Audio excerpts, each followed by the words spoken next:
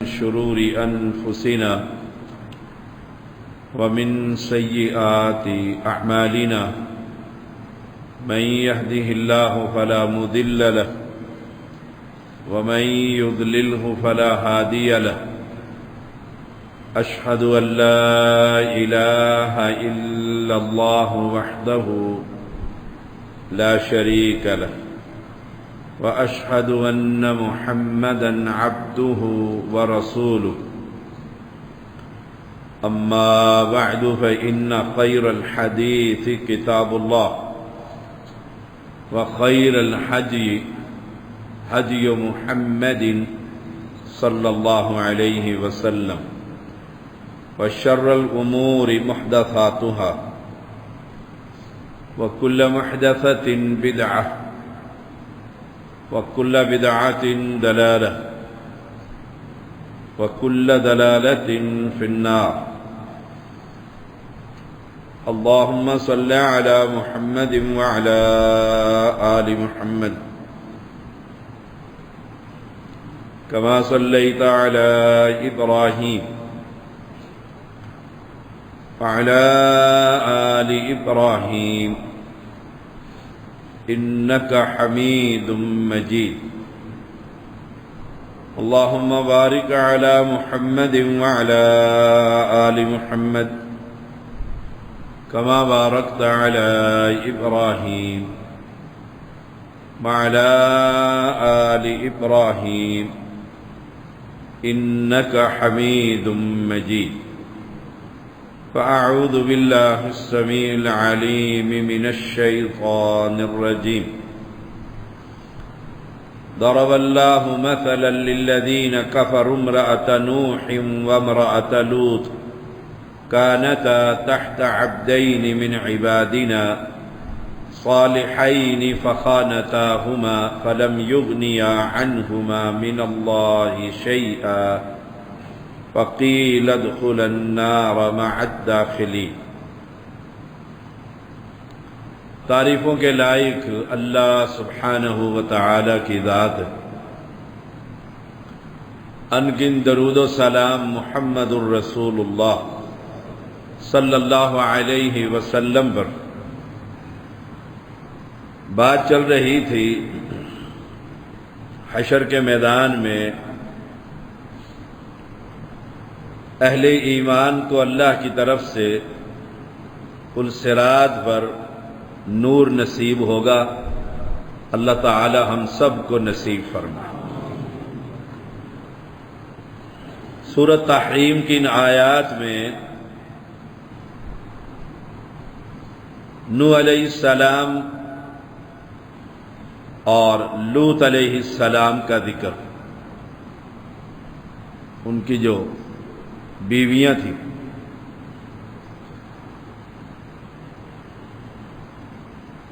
انہوں نے کفر کیا، مسلمان نہیں تھے۔ قرآن مجید میں اللہ کریم نے یہ مثال بیان کی ہے۔ نوح علیہ السلام پہلے رسول ہیں، آدم ثانی بھی کہا جاتا ہے،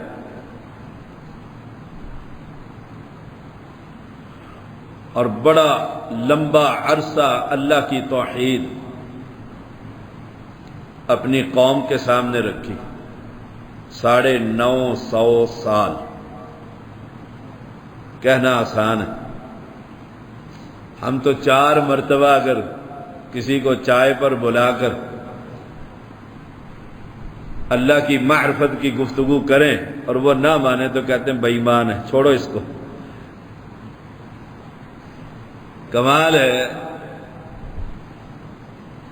نوح علیہ السلام، اور صحیح بخاری میں آتا ہے رسول اللہ صلی اللہ علیہ وسلم نے فرمایا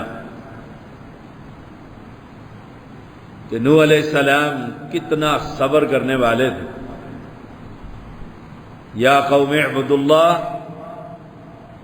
ما لکم من الہ غیر، ایک شخص نے پتھر مارا، چہرے پر لگا، چہرے سے خون نکل آیا، آپ نے ایک ہاتھ سے خون صاف کیا اور قوم کو کہا ما لکم من الہ غیر، اس کے علاوہ معبود برحق کوئی نہیں۔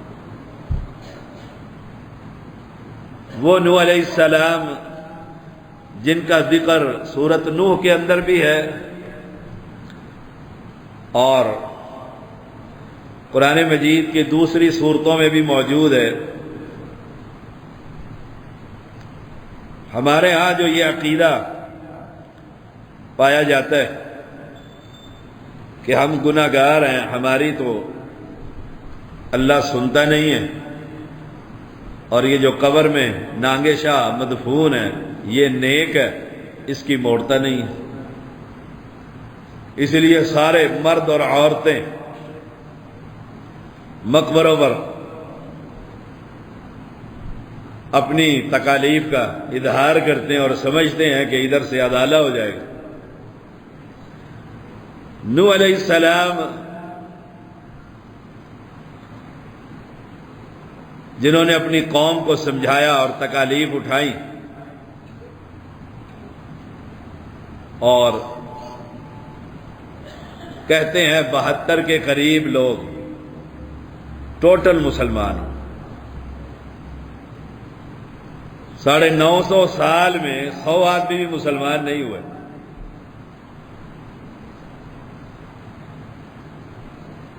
اور پھر لمبا واقعہ، آپ نے فرمایا جاؤ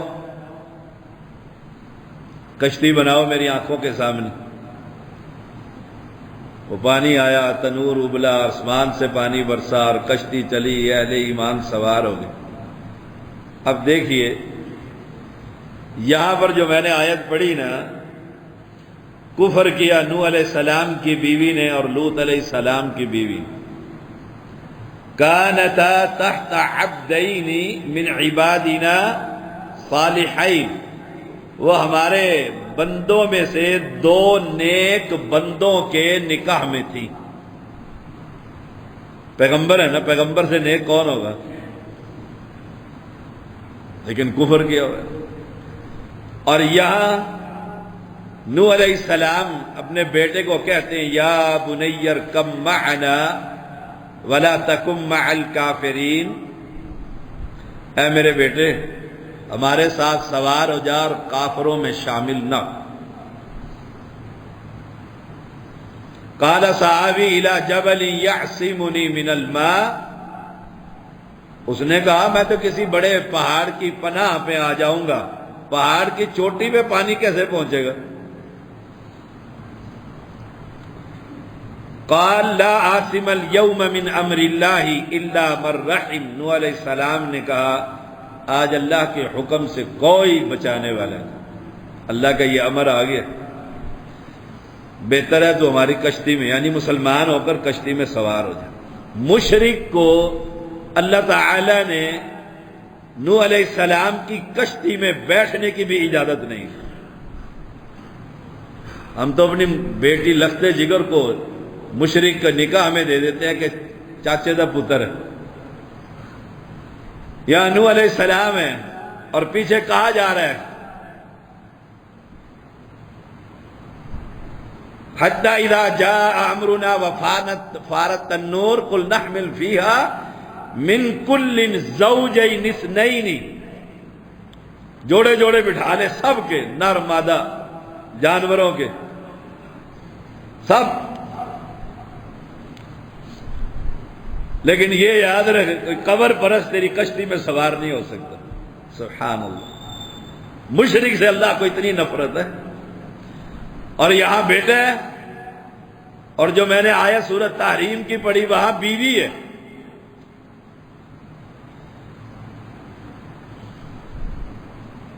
ابھی یہ باتیں ہی ہو رہی تھی کہ بچے گا وہ الا من رحم، جس پر رب رحم کر دے۔ باپ پیغمبر ہے اور بیٹا کافر ہے، خابد پیغمبر ہے اور بیوی مسلمان نہیں۔ ابھی گفتگو ہی ہو رہی تھی وحال بینہم الموج فکان من المغرقین، آئی موج اور لے گئی، گیا، آنکھوں کے سامنے بیٹا فوت ہو گیا۔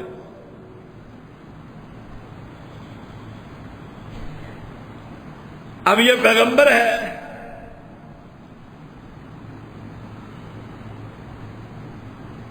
انہوں نے جب دیکھا کہ بیٹا تو گیا، ونادى نوح ربه فقال رب ابن لي فقال ربي ان ابني من اهلي وان وعدك الحق وانت احكم الحاكمين. ونادى نوح ربه، پکارا نوح علیہ السلام نے اپنے رب کو. کون سے نوح علیہ السلام نے؟ جس نے 950 سال قوم کو یہی سمجھایا مشکل کشا وہ ہے، یہ نہیں ہے جن کی تم عبادتیں کر رہے.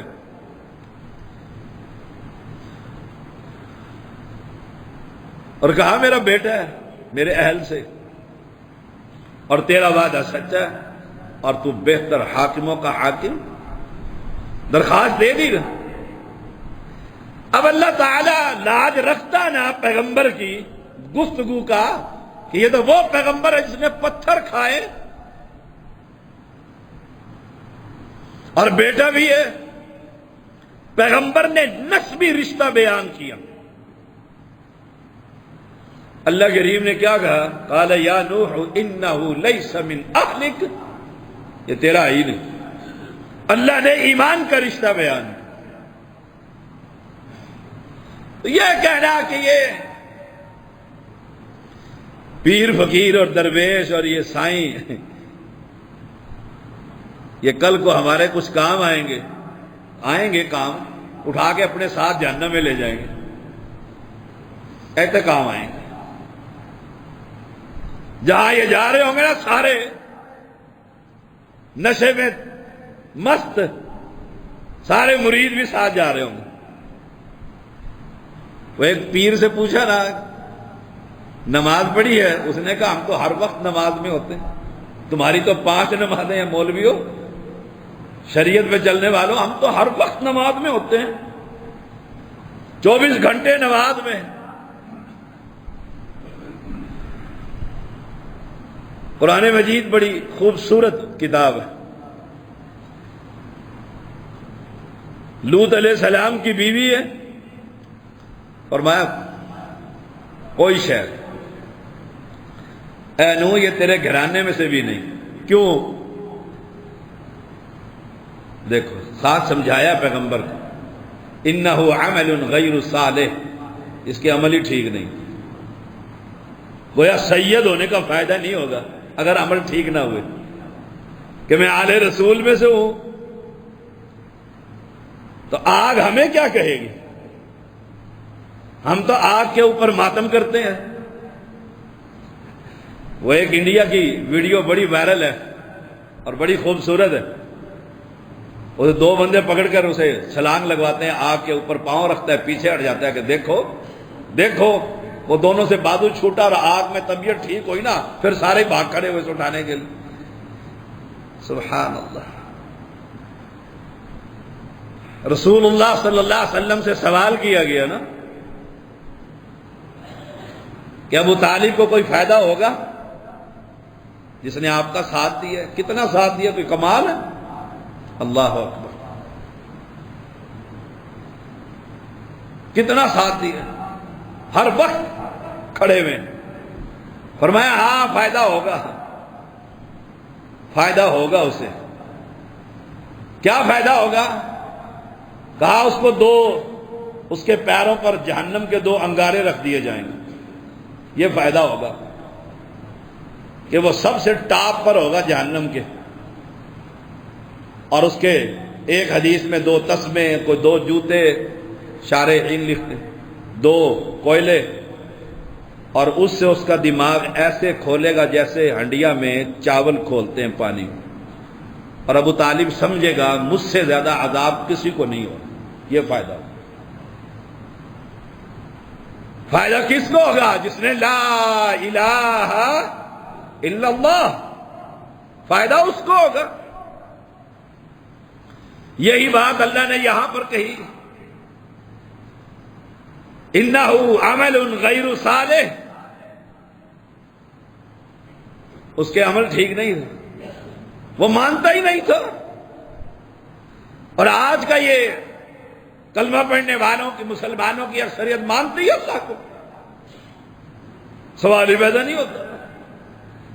وہ تو پیروں اور فقیروں کو مانتی ہے کہ یہ سب کچھ ان کے ہاتھ میں، یہی دیکھتے ہیں، یہی سنتے ہیں، یہی آتے ہیں، یہی مدد کرتے ہیں۔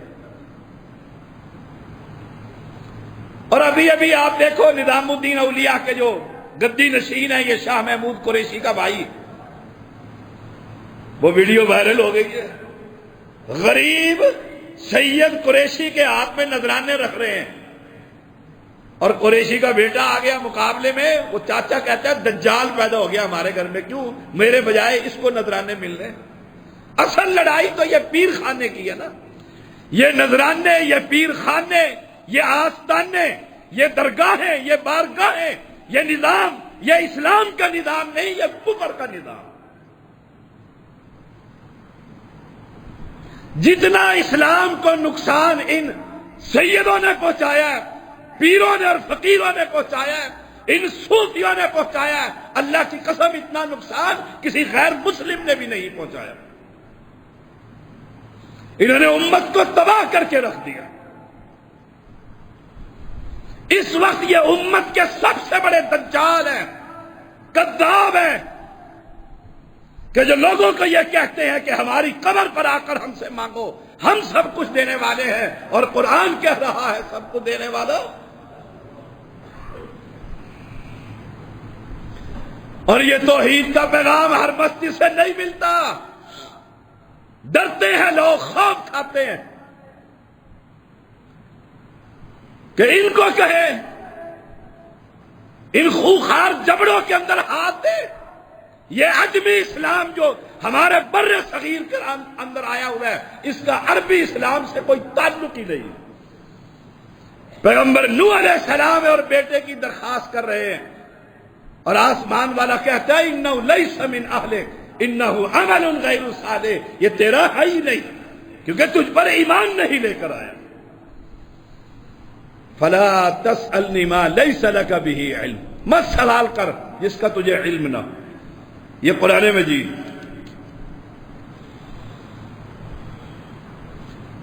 اور پیغمبر کو بھی بات سمجھ میں آ گئی،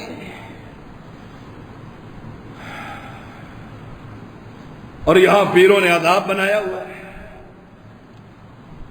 اور قرآن کیا کہتا ہے؟ یہ دو عورتیں تھیں، دونوں ہمارے نیک بندوں کے نکاح میں تھی، فخانتاہما، دونوں نے خیانت کی، دونوں نے خیانت کی۔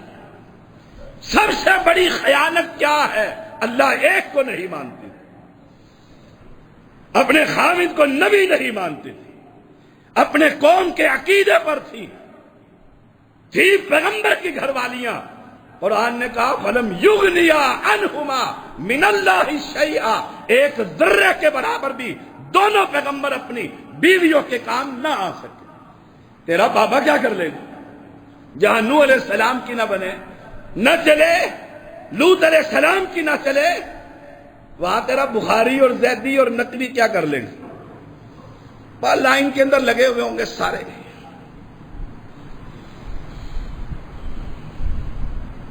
وَقِيلَ ادْخُلَ النَّارَ مَعَ الدَّاخِلِينَ، کہہ دیا گیا داخل ہونے والوں کے ساتھ جہنم میں داخل ہو جاؤ۔ کس کی بیوی؟ پیغمبر کی بیوی۔ یہاں کہتے ہیں جی میں پیر عبد القادر جیلانی کا دھوبی ہوں، مجھے کیا پتا نماز کیا ہوتی ہے، رب کون ہوتا ہے، نبی کون ہوتا ہے۔ اور بڑے جلسے کے اندر قبر پرستوں کا مفتی بڑے مزے سے کہتا ہے، تو فرشتے آئے اور فرشتوں نے پوچھا مر ربو کا، اس نے کہا مجھے کیا پتا رب کیا ہوتا ہے، میں تو پیر عبد القادر کے کپڑے ہی دھوتا رہا ساری زندگی بس۔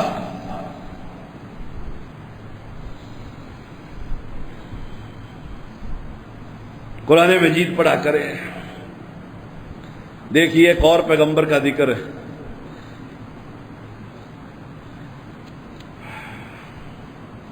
ابراہیم علیہ السلام کے پاس لوط علیہ السلام کے بارے میں جب فرشتے آئے، جس کا یہاں اس آیت میں ذکر ہے، وامرأۃ لوط، لوط کی بیوی لوط علیہ السلام، اس کے کوئی کام نہ ہے۔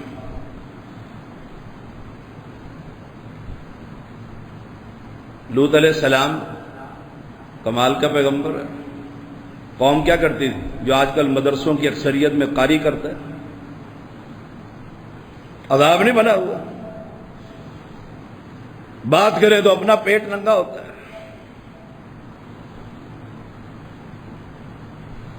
آگے یہ نوجوان لڑکوں کی صورت میں وَلَمَّا جَاءَتْ رُسُلُنَا لُوطًا سِيَّ بِهِمْ وَضَاقَ بِهِمْ ذَرْعًا وَقَالَ هَذَا يَوْمٌ عَسِيرٌ۔ جب ہمارے بھیجے ہوئے فرشتے پہنچے نا لوط علیہ السلام کے پاس تو بڑے غم زدہ ہو گئے۔ پہلی قوم بڑی گندی ہے، اوپر سے نوجوان بچے آ گئے، بڑی خوبصورت شکل میں آئے، اور دل ہی دل میں پڑنے لگے، کہنے لگے آج کا دن تو بڑا مصیبت والا تھا۔ آ گئی قوم وَجَاءَهُ قَوْمَهُ يُهْرَعُونَ إِلَيْهِ وَمِن قَبْلُ كَانُوا يَعْمَلُونَ السَّيِّئَاتِ۔ قوم آ گئی دوڑتی ہوئی، وہ پہلے ہی بدکاریوں میں مبتلا تھی۔ یہ گناہ زمین پر لوط علیہ السلام کی قوم سے پہلے کسی بندے نے نہیں کیا تھا۔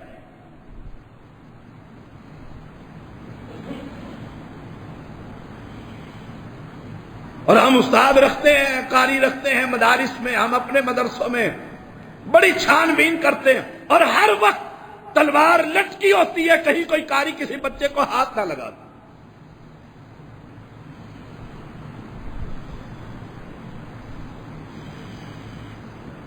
اور کافر میڈیا تو وہ تو تلاش کرتا پھرتا ہے کسی مسجد میں کوئی ڈرامہ بنے صحیح، وقت کا حکمران اس کی دعوت دیتا رہا، اس کے ساتھی اس گند میں مبتلا تھے، ساری ٹیم تھی وہ، وہی کام لوط علیہ السلام کی قوم جو کر رہی ہے۔ کہا یا قال یا قوم ہؤلاء بناتی، او میری قوم، میری یہ بیٹیاں ہیں۔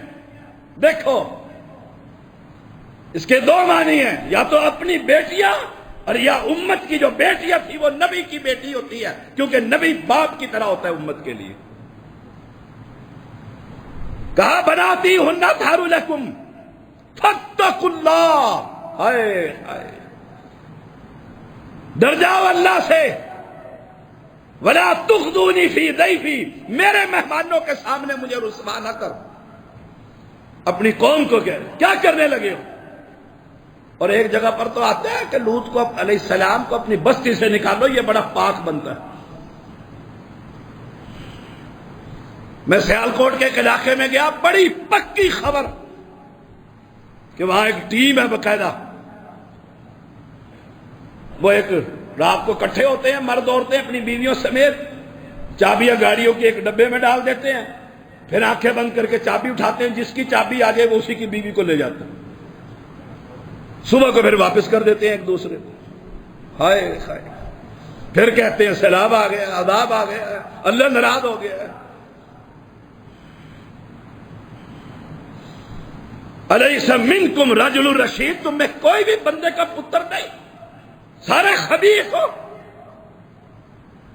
اب یہ پیغمبر کیا اس کی حالت؟ ہائے ہے، قالو، قوم کہنے لگی لقد علمت ما لنا فی بناتک من حق، بیٹیوں پر تمہارا کیا، تجھے پتہ نہیں ہم کون ہیں، ہمارا کیا ارادہ ہے، وانک لتعلم ما نرید، ہم کیا چاہتے ہیں۔ اب پیغمبر کہہ رہے قال لو ان لی قوۃ، لو ان لی بکم قوۃ او آوی الی رکن شدید، کوئی قبیلہ ہوتا، برادری ہوتی، جوان ہوتے میرے ساتھ، آج میں تجھ سے نمٹ لیتا، کوئی زبردست آسرا ہوتا، یہ دنیاوی رب کا تو تھا ہی تھا۔ جب فرشتوں نے دیکھا کہ پیغمبر بہت تکلیف میں ہیں، کہنے لگے یا لوط انا رسل ربک لن یصلوا الیک فاسر باہلک بقطع من اللیل، بس تو رات کو نکل جا، ہم جانے اور یہ جانے۔ اور ایک شاعر نے لکھا ہے وہ دروازے توڑنے لگی قوم تو ایک فرشتے نے پر مارا، ساری قوم کے چہرے پلیٹ کی طرح کر کے رکھ دی، زمین سے بستی والوں کو اٹھایا، آسمان پر لے جا کر الٹا کر زمین پر دے مارا، اس بستی کے کتوں کی آوازیں فرشتوں نے سنی. اتنا اللہ کی ناراضگی. اور مولوی مسجد میں بچوں کا نہ چھوڑے. باپ ڈرتا ہوا کہ بیٹا خوبصورت ہے کوئی, کہاں ڈالوں اس کو. وہ پیغمبر جس کی رب نے مدد کی, یہاں پر اس کی بیوی کافرہ ہے. فَلَمْ يُغْنِيَ عَنْهُمَا مِنَ اللَّهِ شَيْئًا, ایک ذرے کے برابر بھی کام نہیں آئے دونوں کے دونوں. اور کہا کہ جاؤ جہنم, جاؤ جہنم. اور اللہ نے وَأَمْطَرْنَا عَلَيْهِمْ حِجَارَةً مِّن سِجِّيلٍ مَّنضُودٍ مُّصَوَّمَةٍ عِندَ رَبِّكَ, اللہ کے ہاں وہ نشان زدہ پتھروں کی بارش کی گئی. کچھ تو کہتے ہیں پتھر پر نام بھی لکھا ہوا تھا, یہ پتھر فلاں خبیث کو لگنا. اور ایک راوی تو لکھتا ہے کہ ایک بندہ اس قوم کا بیت اللہ میں تھا, گیا ہوا تھا ادھر اس دور میں. جو ہی وہاں حرم سے باہر نکلا, حدود حرم سے, آسمان سے اس کے نام کا پتھر آیا, صاف کر کے رکھا. جہاں پیغمبروں کی نہ چلے وہاں تیرا ناگیشہ کام آئے گا. ہم الجھ رہے مسئلوں میں, قوم کو مسئلوں میں الجھا کر بیڑا غرق کر کے رکھ دیا ہے. قوم قبروں کی مٹی چاٹ رہی ہے, بڑی امام کی راکھ چاٹتی ہے, گلے میں من کے تعویذ پہنے ہوئے ہیں. ان پیر خانوں نے اللہ کے بندوں سے اپنی بندگی شروع کروا رکھی ہے. میری اور تیری ذمہ داری کیا بنتی ہے؟ ان کو قبروں سے ہٹا, مسجد میں جھکا.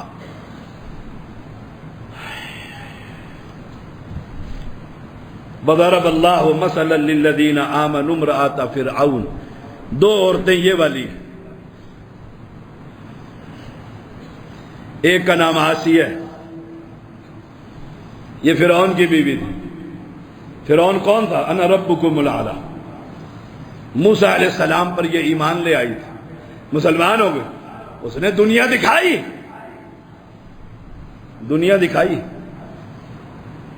اس نے کہا نا,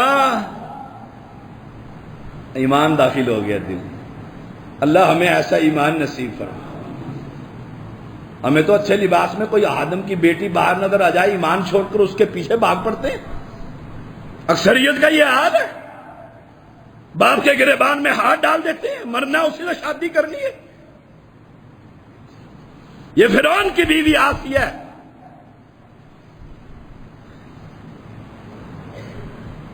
محلات اور اشائی سے اس نے کیا کہا؟ اذ قالت رب ابن لی عندک. پڑوس مانگا پہلے, کس کا؟ اللہ کا. ثابت کیا ہوا؟ مکان بنانے سے پہلے پڑوس دیکھ لو, اپنی مسجد ہے بھی صحیح کہ نہیں, مسلمانوں کی مسجد, کہ وہاں یا علی کے کہنے والوں کی مسجدیں اور امام بارگاہیں, ساری اولاد رافضی ہو جائے گی.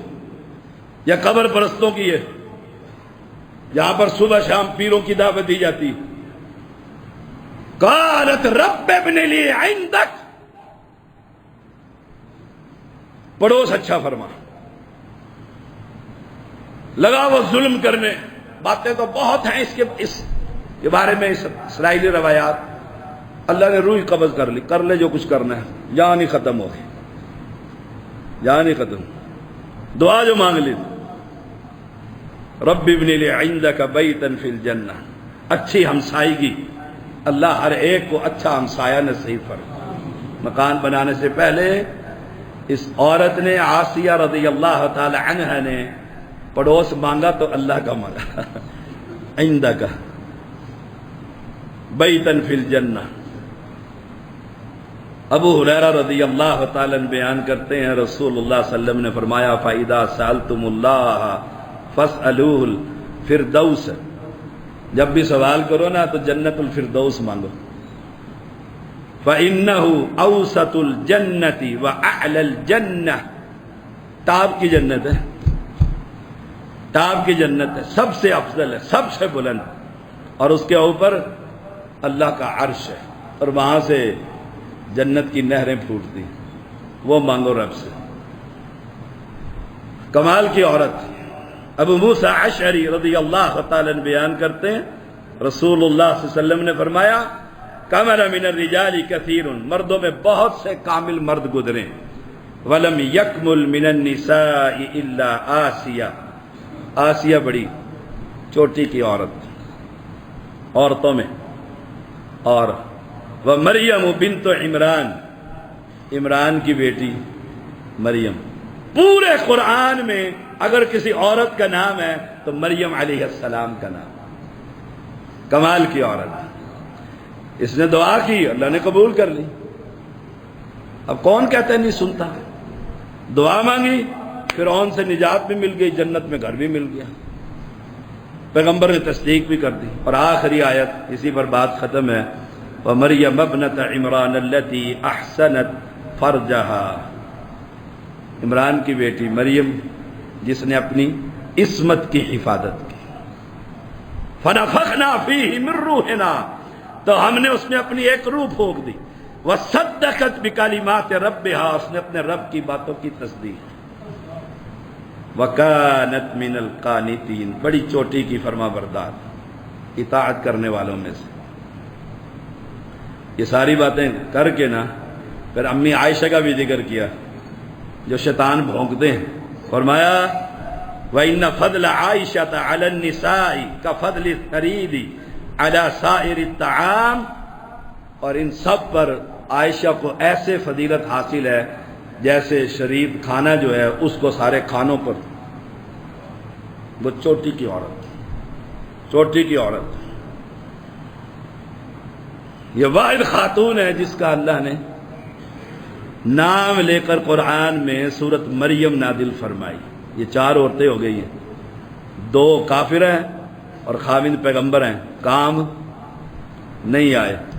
یہاں آسیہ کا خامد کافر ہے، عورت مسلمان ہو گئی، اور مریم کو تو اللہ نے نشانی بنا دیا تھا۔ 4 باتیں یاد رکھ لے، یہ اجمی اسلام جو بنا ہوا نا، بناوٹی اسلام پیر خانوں کا، ان سے جان چھڑا لیں، اور عربی اسلام محمد الرسول اللہ صلی اللہ علیہ وسلم، اللہ ہم سب کو نصیب۔